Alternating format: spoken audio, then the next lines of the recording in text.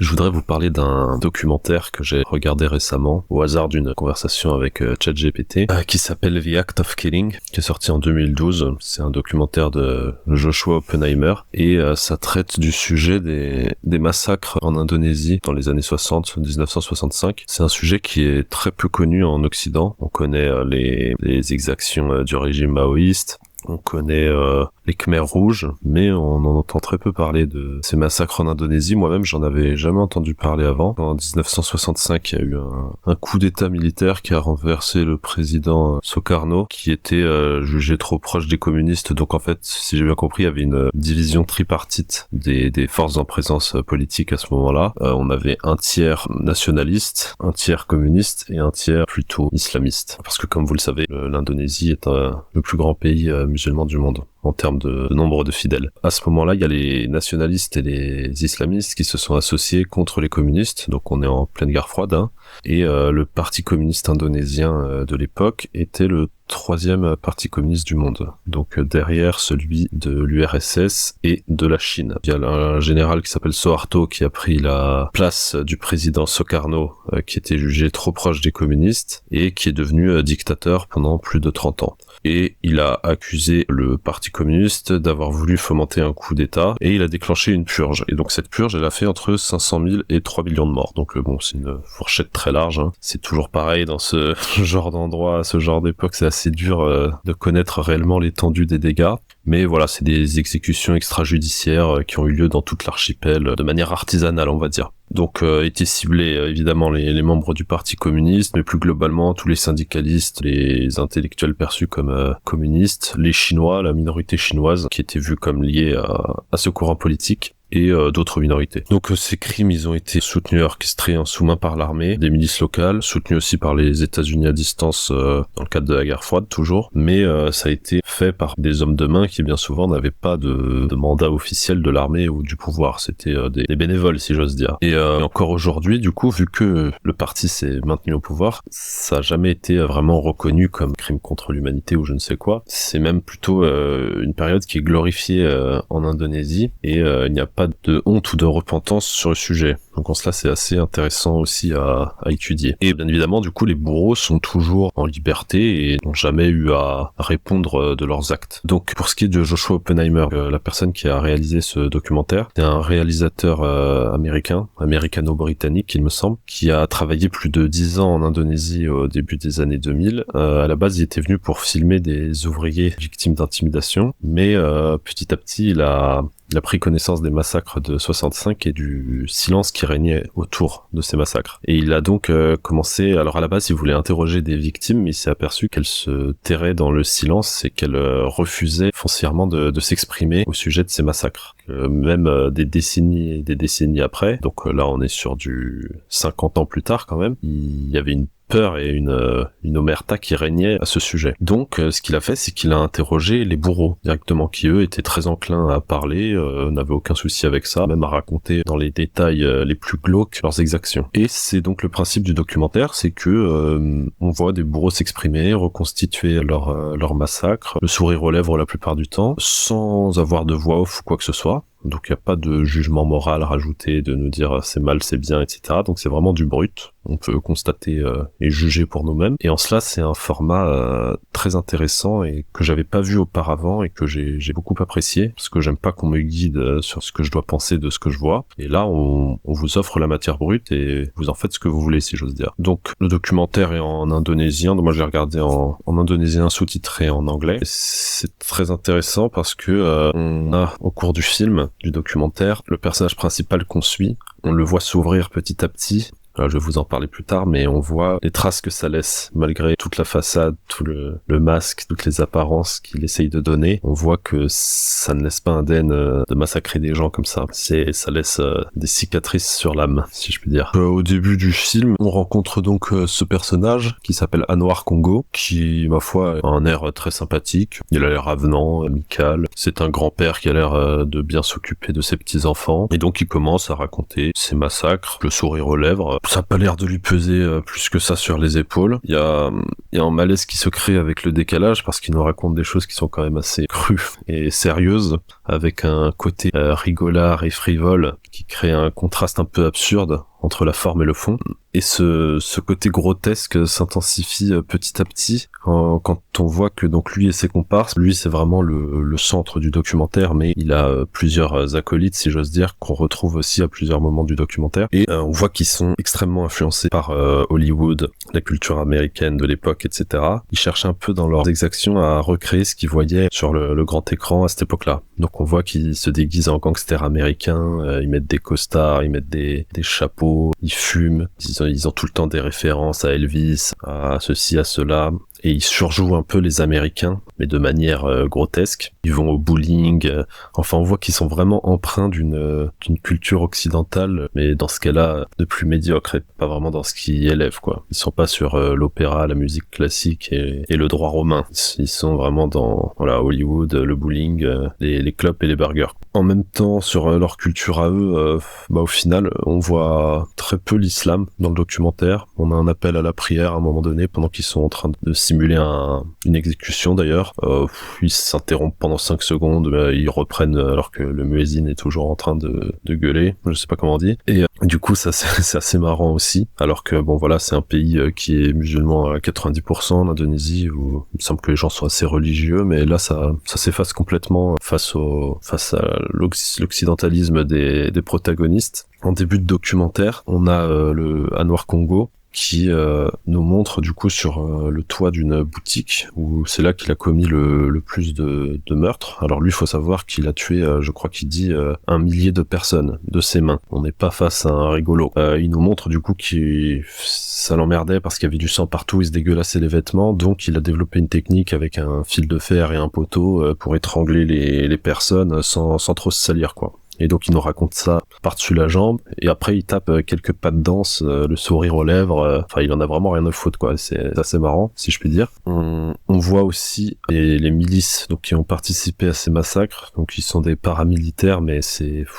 pas sérieux, quoi. On les voit, ils ont leur uniforme, il est mal taillé, les mecs qui fument des clopes lors d'une réunion formelle, ils sont pas en rang, c'est le bordel, quoi. Comme on voit souvent dans l'hémisphère sud, c'est un peu fait à l'arrache. Et ça rajoute au côté grotesque du tout, quoi. On a l'impression de voir des enfants capables d'horreur, mais qui manquent cette discipline et cette froideur de l'hémisphère nord qu'on associe habituellement au massacre. Ce qu'on constate aussi, c'est que ces personnes-là qu'on suit, donc qui ont commis ces massacres, comme je le disais en introduction, c'est des connards lambda, hein. C'est des mecs de base, ils ont pas de mandat particulier, ils sont pas des hauts gradés militaires, c'est des mecs qui ont trouvé un exutoire de jeunesse dans ces actions. C'est de la violence horizontale, hein. C'est du peuple sur le peuple, par le peuple et pour le peuple. Et en cela, c'est assez déroutant aussi. Donc ce qui m'a frappé, c'est que je trouve que entre Anwar Congo et ces 3 comparses principaux qu'on suit tout au long du documentaire, on a vraiment 4 archétypes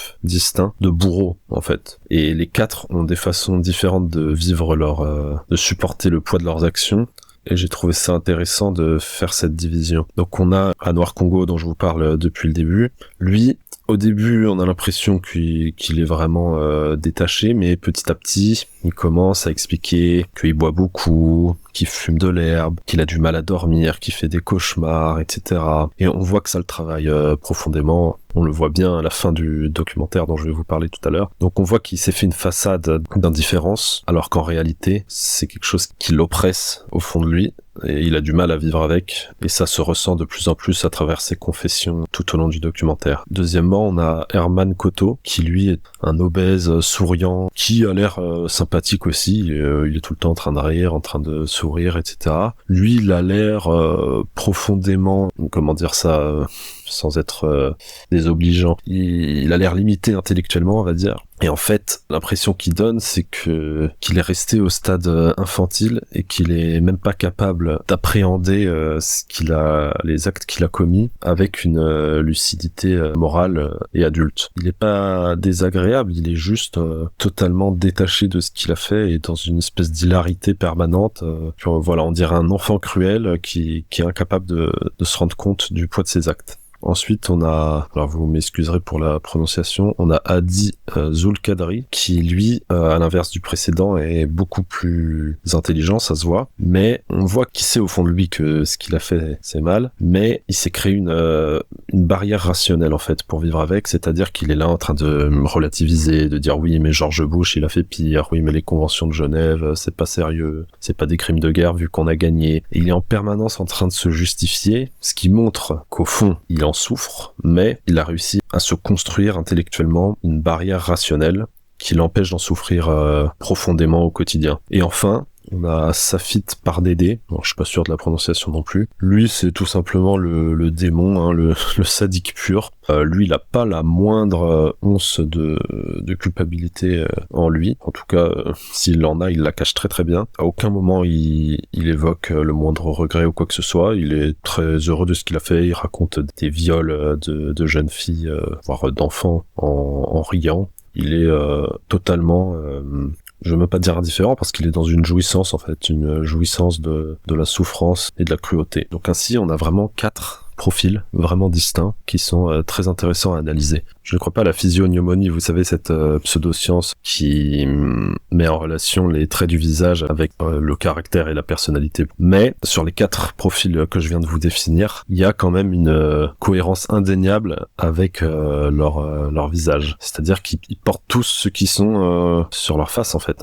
Anwar Congo, comme je vous ai dit, il a une tête sympathique, donc on voit qu'au fond de lui, il y a quand même une moralité qui subsiste, mais voilà, il a ce look de fanfaron. On se dit, il est à peu près à tout pour l'image, mais en même temps, il est pas totalement dénué d'humanité. Le gros souriant enfantin Herman Koto, lui, voilà, il est obèse, il est joufflu, il est souriant, il est, on dirait un peu gros bout dans Dragon Ball, quoi. Il est vraiment, on dirait un gros bébé, quoi. Adi, celui qui est rationnel, il a un visage froid, fermé, mais marqué, donc on voit que il prend sur lui, quoi. Et Safit Pardede, lui, il a vraiment un visage, un visage méchant, rude, et dans ses yeux, on ne voit pas grand-chose de bon.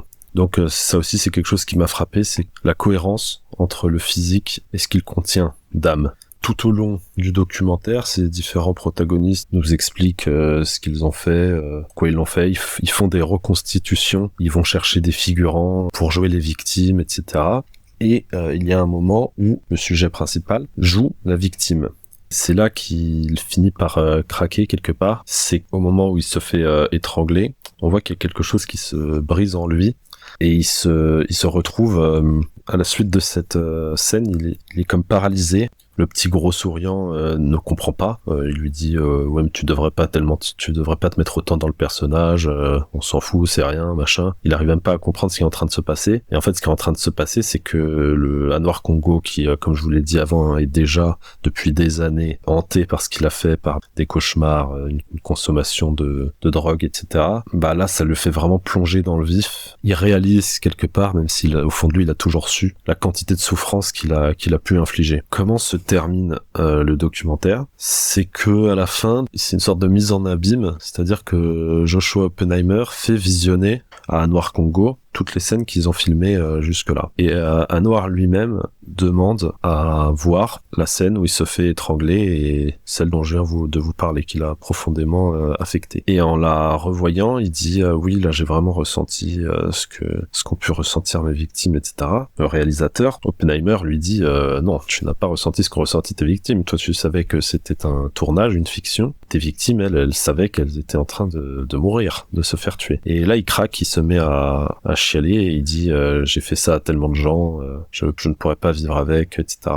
Comment se termine le documentaire, c'est qu'il retourne sur le toit où il a tué où il a fait le gros de son œuvre dont je vous ai parlé au début, et là il craque complètement. C'est-à-dire qu'il a un espèce de réflexe de vomissement, un spasme, ouais, vraiment un vomissement, mais sans qu'il y ait rien qui sort. C'est-à-dire qu'il enchaîne, il se met à cracher, etc. Mais il n'y a jamais rien qui sort de sa bouche. Et on voit que là, il y a vraiment tout qui lui remonte. Alors, c'est quelque chose de documenté, scientifiquement. Ça s'appelle, il me semble, un vomissement psychogène. Donc, c'est un réflexe neurologique qui est lié à un trauma. Mais donc, oui, symboliquement, ça dit beaucoup. C'est que il veut faire sortir le mal de lui, mais le mal, il est incrusté, gravé dans son âme, parce il en a trop fait. Il peut pas l'évacuer comme ça. Il est obligé de vivre avec pour le restant de ses jours, et peut-être même au-delà. Et franchement, ce moment est très très fort. Et alors à la fin de cette séquence, il est complètement vidé. Il redescend du toit.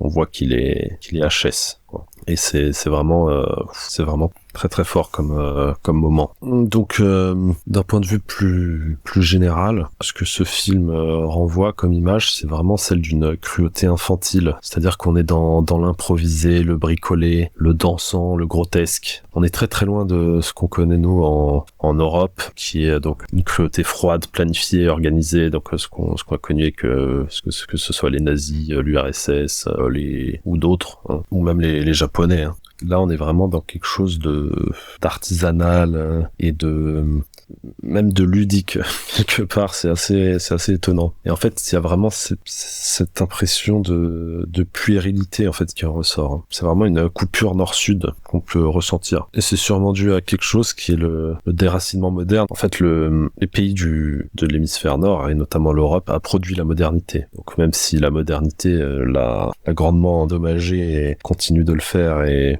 finira peut-être par l'achever, on a quand même eu le temps de s'y adapter dans une certaine mesure. Alors que les pays de l'hémisphère sud, eux, ils ont été projetés dans un paradigme qui leur était totalement étranger et ils ont dû s'y adapter en très peu de temps. Et en fait, ça produit ce conflit entre sociétés traditionnelles, tribale, primitive, hein, dans un certain sens, avec la modernité et la technicité extrême, ce qui crée en fait ces sociétés complètement chaotiques quelque part, où il y a vraiment quelque chose de l'ordre du dérèglement qui est palpable. Mais voilà, pour conclure, c'est franchement un documentaire que je vous conseille de regarder. Ça vaut vraiment le coup comme visionnage, c'est quelque chose d'assez unique. Moi j'ai beaucoup apprécié.